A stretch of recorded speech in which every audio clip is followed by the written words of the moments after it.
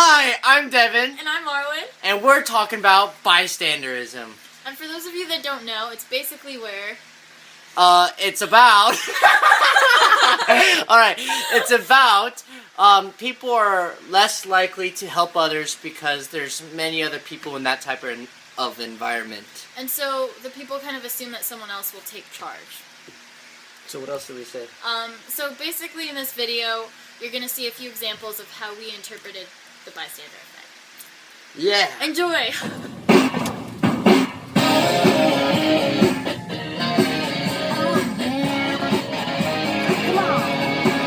You get them around front. Hot styles, every shoe, every color. Yeah, when you're famous, it can be kind of fun. It's really you, but no one ever discovers. Hey Dad, look at that homeless guy. Hold up.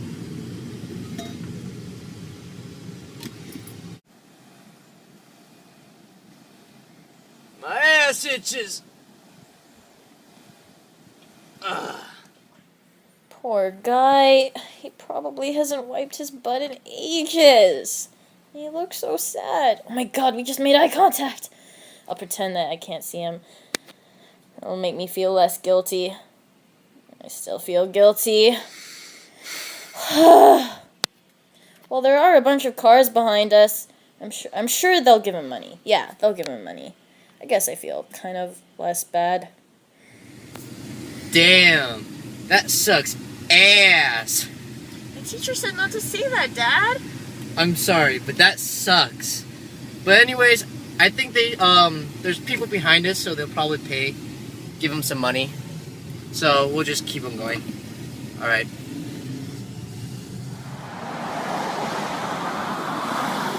Short, okay. That was basically our take on bystanderism because the two beasts in the car didn't give money to the homeless man because they believed other people in the environment were going to give him money. Yeah, like other cars in the line, they just assumed someone else would take charge. But yeah, the more people there are, the less likely someone is to help, according to the theory of bystanderism. And some research that supports that is Latane and Darley with the smoke-filled room. Basically, they had participants go into this room and fill out some questionnaires or something like that. And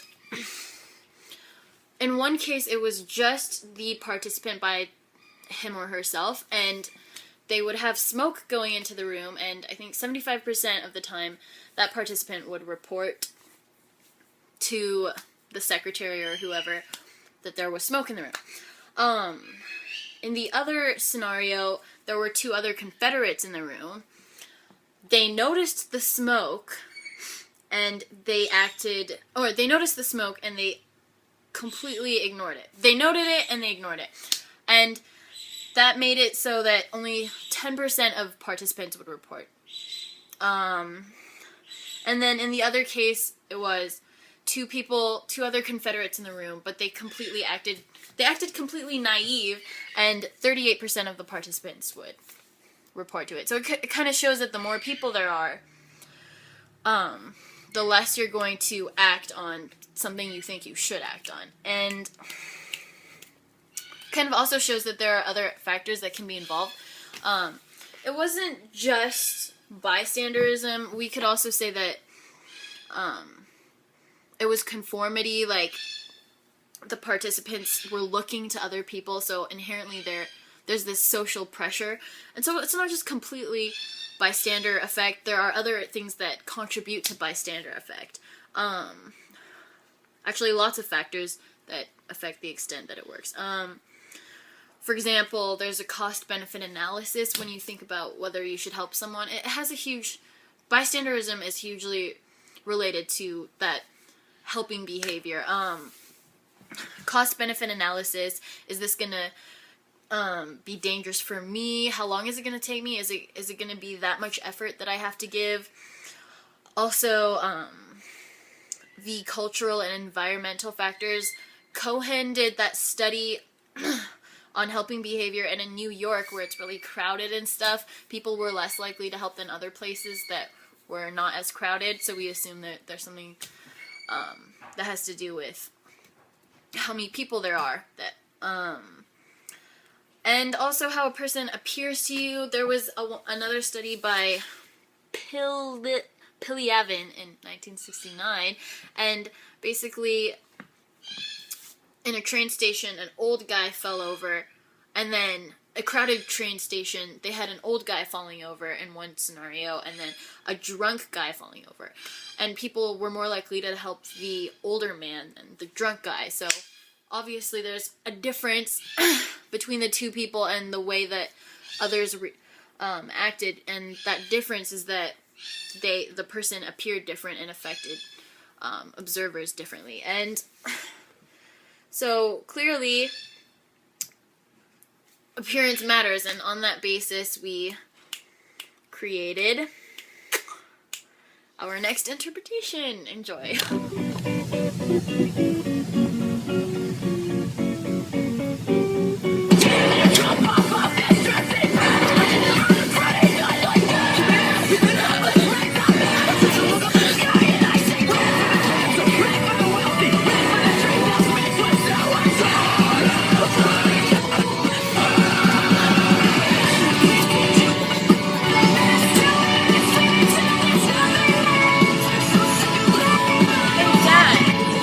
Yeah. I wonder what that guy's chest says. That Hold homeless up. guy. Hold up. I don't know, but he looks like a douchebag to me.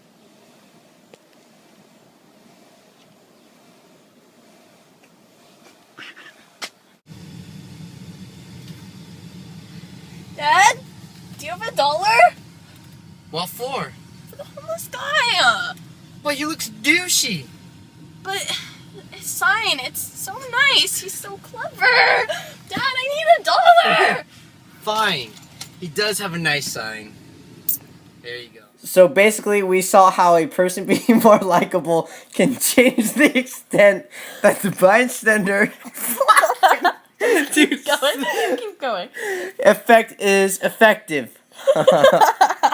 But basically, the bystander effect has many different factors that contribute to it. One of the two main ones is diffusion of responsibility. The name kind of says it all. But to be more basic, the more people there are, the less responsible each person feels about a certain matter. Pressure decreases. And the second main factor that contributes to bystanderism is the need to behave in correct and socially acceptable ways. For example, a lot of the people who observed the Kitty Genovese incident that we all know about, where she was raped and murdered, a lot of the people who saw that and hadn't done anything, they reported to thinking that at the time they thought that Kitty and her murderer were having a, quote, lover's quarrel. Another quotation mark.